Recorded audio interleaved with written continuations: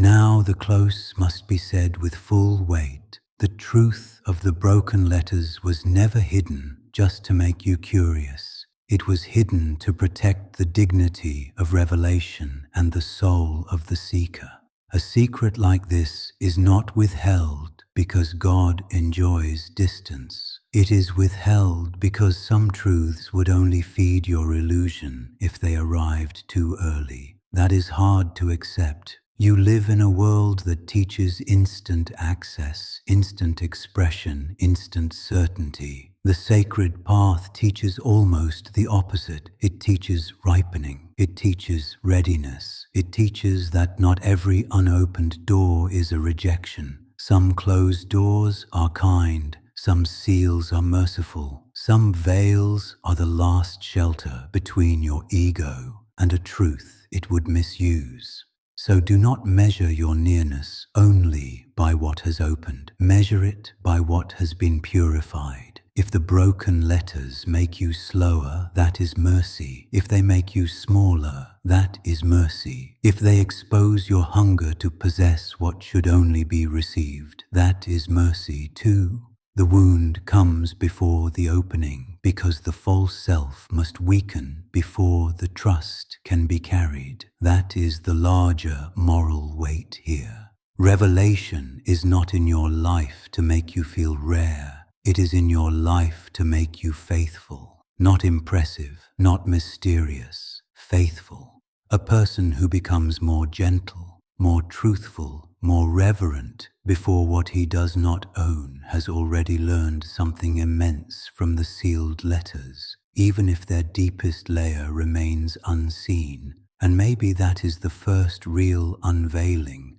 Maybe the first secret is not hidden in alif or lam or mim alone. Maybe it is hidden in the collapse of the self that thought divine speech existed to satisfy its hunger. Once that self begins to fall, the whole Quran changes. The same verses remain, but now they enter a different heart, and a different heart hears a different world. So when Ibn Arabi seems to seal the truth away, do not imagine a scholar hiding treasure from the crowd. Imagine a knower of Allah protecting both the truth and you, protecting the truth from your vanity, protecting you from a light you might still use to deepen your darkness. That is not concealment without love. That is love with discipline. Now be honest. What part of you still wants the secret more than the surrender it demands?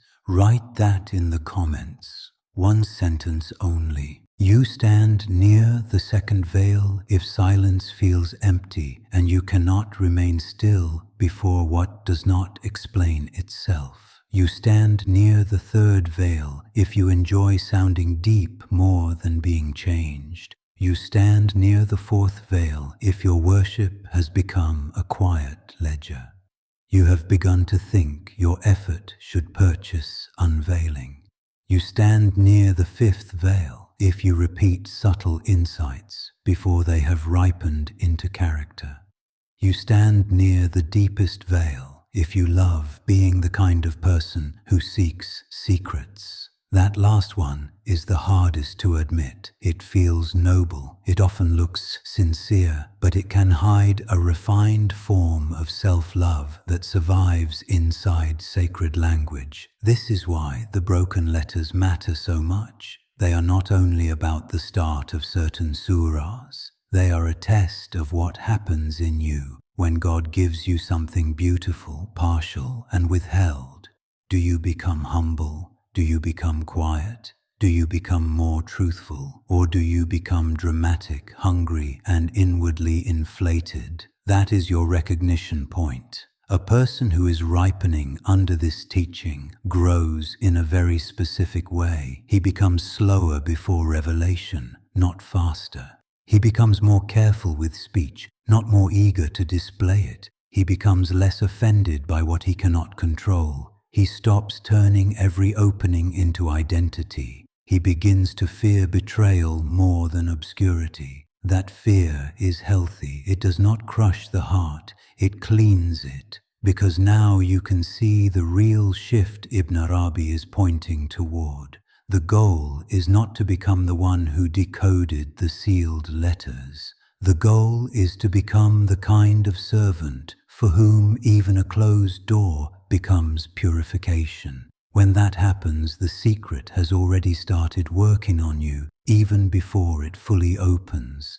But recognition alone is not enough. You can see your wound and still protect it. You can name your trap and still live inside it. The path only changes you when you begin to practice against the lie. That is where the next part becomes very practical. Not grand practices, not dramatic vows. Just a few precise acts that begin tonight and start cutting through the noise, the haste, and the hunger to possess what was only meant to purify you.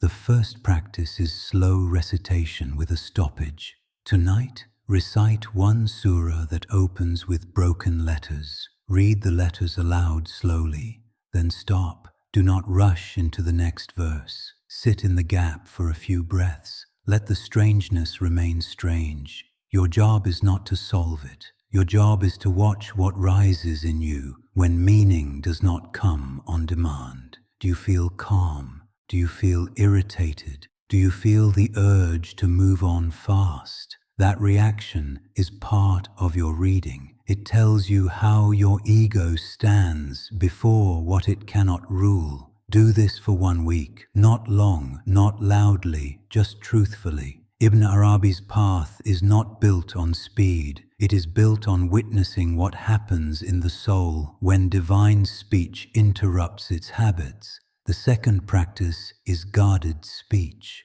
For this week, do not speak about subtle spiritual matters the moment they move you. Carry them first. If a verse pierces you, keep it between you and Allah for a while. Let it become prayer before it becomes language. Let it become a character before it becomes an explanation. This cuts at a deep disease. Many people lose the fruit of an opening by showing it too early. The ego feeds on early disclosure. It loves the feeling of being the one who shares something rich. But a truth still warming in the heart is fragile. Expose it too fast and the self begins to feed on it. Restraint is not emptiness, it is protection. When you guard a meaning, you give it time to descend from the tongue into the bones. You give it time to humble you before it ever lets you teach, post, explain, or repeat. That waiting changes the kind of person you become. The third practice is one question after every recitation. Ask this: what in me does this verse refuse? Not what it says in general, not what it means for people. Ask what it refuses in you. What pride does it resist? What haste does it expose? What desire does it wound? What claim does it weaken? This question is sharp. Keep it. It stops you from standing outside the Qur'an as a spectator. It brings the divine word to the scene of your own life. It turns recitation into an encounter, and that is where sealed things begin to breathe, not when you look at them from far away, but when you let them judge the shape of your own heart. If you do these 3 practices with honesty, something will begin to shift. Maybe not in a dramatic way, maybe not with visions, thrills, or sudden answers, but your reading will grow heavier, your listening will grow cleaner, your speech will grow more careful, and that is already a mercy, because the greatest loss is not failing to decode a mystery. The greatest loss is turning revelation into one more place where the ego performs itself. The broken letters expose this divide with terrible force. They stand at the gate of revelation like a trust not yet handed over.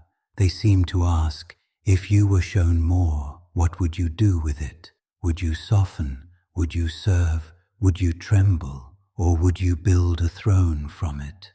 Who lives here? The person here may already know beautiful things. You may have tasted presence in prayer. You may have felt a verse open in a way you cannot explain. You may even carry insights that changed your life once. But now another trial begins. Will you protect the truth by becoming truer, or will you use the truth as decoration? That is the trap. You start treating meanings as possessions from the past. You live on yesterday's openings. You repeat what once pierced you, but you do not let it pierce you again. Soon, what was once living becomes memory. Then memory becomes displayed. The exit is trustworthiness. CDQ, truthfulness. You obey what you already know. You guard the openings you were given by living in a way that does not mock them. Sometimes the next secret stays sealed simply because the last one was not honored.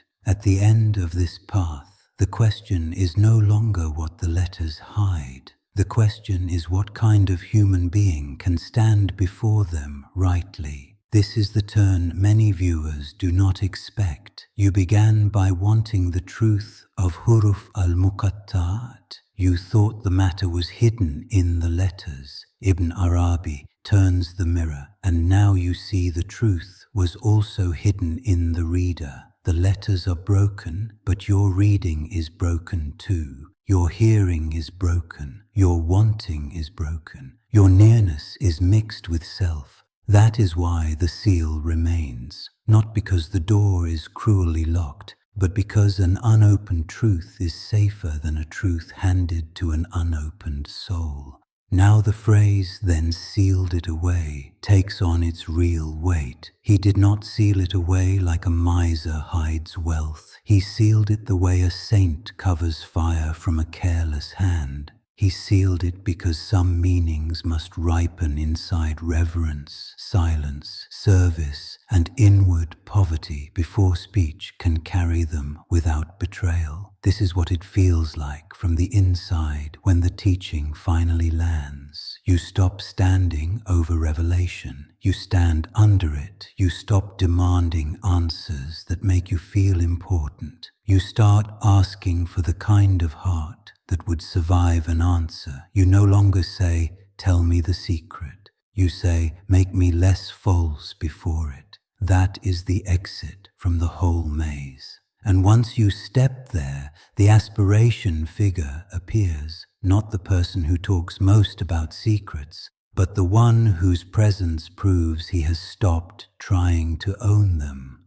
The one who has embodied this teaching is quiet, without being weak. He is clear without showing off. He does not rush to explain every mystery. He does not fear mystery either. When he hears the Quran, he softens before he speaks. When he speaks, his words do not smell of hunger for rank. He carries restraint, gravity, tenderness, and inner poverty before Allah. You feel safe near him because he is no longer trying to win with what is sacred. He does not collect hidden meanings to rise above other people. He lets divine speech make him smaller, truer, and more useful. He can remain before what he does not fully grasp without turning bitter. He can know something real without making a banner from it. That is rare. That is beautiful. That is the kind of soul the seal was waiting for. The harder part comes next. You now need to know where you stand, and the signs are more direct than most people want. Do you feel restless when a verse does not give itself to you first? Do you chase rare meanings more than you chase a softer heart? Do you feel secretly pleased when you understand something others miss? Do you become irritated when the Quran slows you instead of satisfying you? Do you speak quickly about things you have barely begun to live? Do you treat spiritual effort like a bargain that should earn you more light? Do you return to old insights for comfort, but avoid the demand they still place on you? Do you want the secret, yet resist the death of the self that must come before it? If even two of those signs pierced you, the mirror is already working. That sting is not rejection, it is mercy. A sealed truth has begun to show you the seal within yourself. Most people think diagnosis should feel clean. Real diagnosis rarely does. Ibn Arabi's path does not shame you, but it does strip you of excuses. It shows you that the distance between you and a deeper opening is not always lack of knowledge. Often it is attachment, noise, entitlement, haste, or a hidden love of self. So where are you most likely standing? You stand near the first veil if mystery makes you impatient. You still want truth in forms your ego can use quickly. The person here often lives in the head. You may love learning. You may chase meanings, notes, and links between texts. Yet you rarely let recitation break open your pace. You study the Qur'an, but do not always let it fall on you as sound, as breath, as something happening now. The trap is dryness. You reduce revelation to explanation. You become skilled with terms while your inner hearing grows dull. You no longer tremble, you only interpret. The exit is simple but not easy. You must return to listening, recite slowly, hear the letters as letters. Let them remain strange, let them arrive before your commentary does. Many veils fall when the tongue stops racing ahead of the heart. One of the darkest veils is the feeling that you deserve to know. This veil often hides under sincere effort. You study more, pray more, search more, and slowly a poison enters. You begin to feel entitled to unveiling. You do not say it aloud, but inside you think, after all this, why am I still not shown more? That question reveals the wound. The broken letters stand there like a refusal. They refuse entitlement. They remind you that unveiling is a gift, not a wage. Nearness is not earned the way money is earned. God is not bound by your inner ledger. Ibn Arabi knew this deeply. The one who thinks he deserves the secret has already moved away from the adab needed to receive it. Who lives here? The person here may be pious and tired. You have worked on yourself. You have left some sins. You have tasted some sweetness. Yet now a hidden bitterness grows. You compare your state with others. You wonder why lesser people seem more at peace. You resent the closed door. That resentment is the trap. It tells you that your labor puts God in your debt. It makes your worship secretly commercial. It changes longing into claim. The exit is poverty, faqr, need before Allah with no bargaining. You come empty again. You let go of spiritual scorekeeping. You stop presenting your effort as a reason, and only then do you begin to taste why the secret was sealed. It was sealed from the part of you that wanted to own it. But the seal hides one last wound. The deepest problem is not that the letters are hard to explain. It is that they expose the false self that wants divine truth without divine transformation. The deepest secret of the broken letters may be this: they destroy your claim before they reveal anything else. A claim is self-speaking too soon. It says, I understand. It says, I am close. It says, I know what others missed. Ibn Arabi does not let that voice survive. The letters come broken because the one who approaches them must also break. This is why sealed knowledge is dangerous to the ego. The ego does not want truth for surrender. It wants truth for identity. It wants to become the rare one, the deep one, the chosen one. It wants a hidden key it can hold up before other people and call it light. But real light burns that hand first. Who lives here? The person here is often drawn to depth for good reasons at first. You are tired of shallow religion. You want what is real. You feel that there must be more inside revelation than rules alone. That hunger is not the problem. The problem begins when hunger turns into self-image. Then you become attached to being unlike others. You enjoy mystery, but not always God. You enjoy subtle meanings, but not always purification. You are moved by the language of the inward path, yet you resist the inward death that path demands. That is the trap. You love being seen as someone who seeks hidden things. The lie says this is spiritual hunger. Often it is only a refined vanity. The exit is brutal and clean. You stop asking whether you are advanced. You stop measuring your depth. You stop turning your longing into a costume. You ask a smaller question instead. What in me still resists being remade by what I claim to love? That question hurts. It should, because when the claim dies, the letters change. They no longer stand before you as treasure to seize. They stand as witnesses against your pretense. Then, by mercy, they begin to stand as witnesses for your return. Meaning is not only something you receive, it is something you must carry well. This is where the whole path tightens. If the letters bear a trust, then the real issue is not whether you can speak about them. The issue is whether your life can hold what they demand. A person may hear a subtle truth and still betray it by the way he lives. Ibn Arabi feared that split. A tongue may carry insight while the soul remains untouched. A person may speak of secrets yet wound people, love praise, chase rank, and guard the ego like a king guards gold. That is not illumination. That is theft. It makes the blind man feel chosen. It lets the impure soul speak of light as if naming light were the same as carrying it. That is why sealing can be mercy. A sealed truth protects the truth from the thief inside you.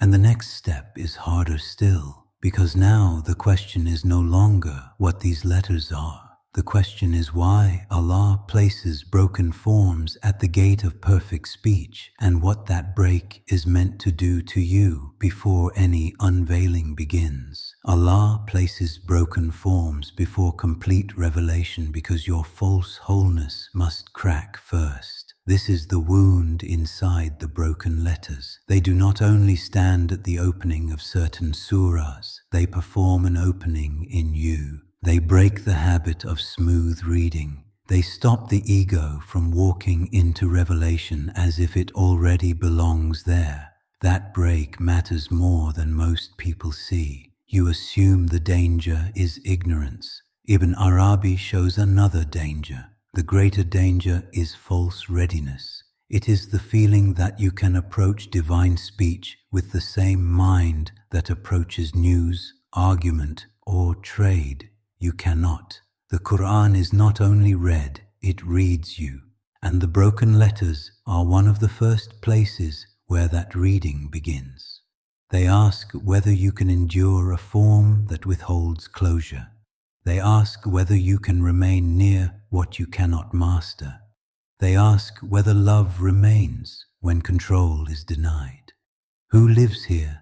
The person here is often devoted, disciplined, and outwardly serious. You may pray on time. You may study. You may avoid obvious mistakes. Yet something in you still wants religion to confirm you more than change you. You want the text to fit your grip. You want nearness without fracture. That is the trap. You confuse devotion with surrender. You think effort alone means openness. But effort can still hide self-love. Even worship can become a mirror where you admire your own form. The exit begins when you let the break do its work. You stop demanding quick closure. You let the text disturb your neat image of yourself. You accept that some of the first gifts of revelation feel like loss. A holy break feels like something was taken from you. Often what was taken was your claim to stand before God unchanged. Not every truth should be spoken in the same way to every soul. This is one reason Ibn Arabi's language can feel veiled. He does not always hide because truth is absent. He hides because the truth is alive. What is alive must be protected from misuse. A blade in the hand of a surgeon heals. The same blade in the hand of a child destroys. When he sees the broken letters, he sees a kind of knowledge that demands manners. You do not throw such knowledge into every ear. You do not hand inward meanings to a heart still drunk on outward display. You do not speak the deepest layer to someone seeking status, novelty, or spiritual rank. This is not elitism, it is mercy. Look at your own life. You already know this rule. There are pains you would not tell a mocker. There are tender things you would not place before a careless friend. Why would the inner meanings of revelation deserve less care than the secrets of your own wounded heart? Who lives here? Many sincere people fail here because they love disclosure more than ripening. They hear one subtle idea and rush to repeat it. They crave the feeling of holding rare knowledge. They want to be the one who knows what others do not know. That urge is deadly. It dresses ego in the robe of insight. The trap here says, if this truth moved me, I must spread it now. But movement is not maturity. Feeling pierced does not mean you have become safe. Some truths must remain with you until they burn away the self that would misuse them. The exit is restrained. You learn to carry more than you speak. You learn that silence can be fidelity. You learn that sealing is not always concealment from others. Sometimes it is protection from your own premature tongue. The broken letters are heard before they are explained, and that order matters. Ibn Arabi pays close attention to sound because sound reaches places where arguments cannot. Before your mind arranges a meaning, your body receives a tone. Before you explain a letter, you hear it. That hearing is not secondary, it is part of the descent. This is why the openings feel unlike plain text on a page. Recited aloud, they carry force. They enter the chest first. They disturb the surface. They mark the air. Their sound reminds you that revelation is not only information, it is addressed. It comes toward you. When this lands, the Quran stops being a book you inspect from afar. It becomes a voice before which you must answer inwardly. Even the broken letters then begin to act like a summons. They ask, will you listen only for content, or will you also listen for command, weight, nearness, and claim? Who lives here? Ibn Arabi said the broken letters at the start of revelation hide a truth. He did not treat them as ornaments, but as a sealed door. Stay, and you will see why these letters unsettle the ego, test the heart, and reorder the way you hear Quran forever. Most people want the letters to act like a code. They want a quick key, a hidden chart, a secret they can hold. But the first thing Ibn Arabi forces you to face is harder than that, because what was sealed away was not only meaning. It was the kind of person unfit to carry it. The letter is not small in this path. The letter is a world. When Ibn Arabi speaks of letters, he does not speak as a puzzle lover. He speaks as someone looking at the first edge of form itself. A letter is where the unseen begins to lean toward sound. It is where silence takes shape without losing all of its silence. That is why the broken letters strike you so strangely. Alif lam mim, ha mim, kaf ha ya ain sad. They do not arrive like normal speech. They stop the mind before the mind can settle into habit. You hear them, and something in you waits. That waiting is part of the teaching. This is where the anti-magic truth must be said clearly. These letters are not charms. They are not lucky signs. They are not a trick for power. Ibn Arabi treats them as doors of witnessing, not tools of control. The one who seeks mastery through them loses the very thing they were meant to awaken. What does this feel like from the inside? It feels like standing before words that refuse to flatter you. Normal speech lets you move fast. These letters do not. They slow the hand of the mind. They expose how badly you need everything to be clear, useful, and under your grip. The person who lives here is often sincere. You may love the Qur'an. You may read often. You may even feel drawn to the mystery of these openings. But you still come near them asking the wrong first question. You ask, what do they mean? Before you ask, what in me must become quiet enough to receive them? That is the trap. You think meaning is a possession. You think truth is something you take. The comfortable lie says that if you collect enough insight, you have come close to God. But some truths do not open to cleverness. They open when cleverness bows. The exit begins there, not with more hunger to decode, but with adab, sacred manners before what exceeds you. You do not break the seal by force. You stand before it until the part of you that loves force grows tired. The broken letters do not first teach speech, they teach silence. This shocks many people. You see letters and expect language. You expect explanation, flow, command, law, story. Yet these openings arrive like a holy interruption. They create a gap.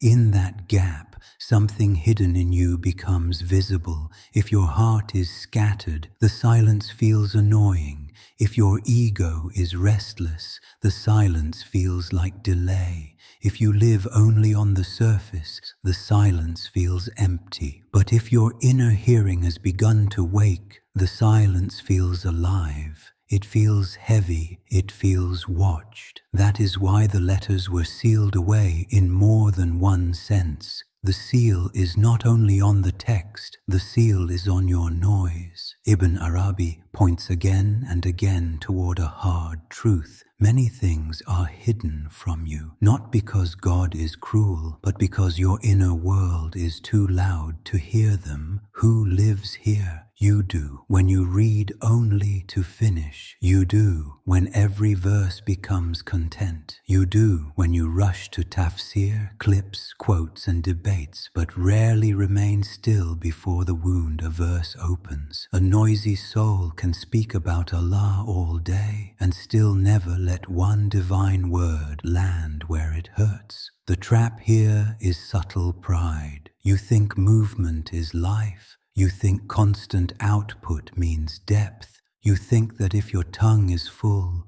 your heart must be full too. But many people drown in religious language while dying of inner famine. The exit is painful because it sounds small. You must become interruptible. You must let the Qur'an halt your speed. You must sit with what does not explain itself at once. Silence is not the absence of meaning here. Silence is the room where meaning tests your worthiness. The broken letters do not reveal the same thing to every reader. They weigh the heart that meets them. This is where the matter becomes personal. The letters are fixed. You are not. The words remain. The reader changes. So the first unveiling is often not about the letters at all. It is about your own state. A hard heart meets mystery and becomes irritated. A proud mind meets mystery and becomes aggressive. A hungry soul meets mystery and becomes tender. The same letters stand before all three, yet each person walks away with a different harvest because the container shapes what it can hold. Ibn Arabi's danger was never that people would know too much. It was that they would know without being remade. That kind of knowing becomes poison. It gives the ego sacred language.